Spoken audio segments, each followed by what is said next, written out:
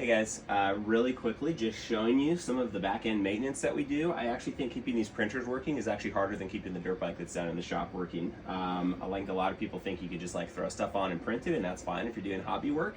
But when you're producing as many mounts as we are off of these printers on a regular basis, these things literally run 24 hours a day, except when I take them down for maintenance. So just thought it was kind of fun. We've got new nozzles going in to make sure the prints come out clean, and yeah, check out the shop and see what it's all about.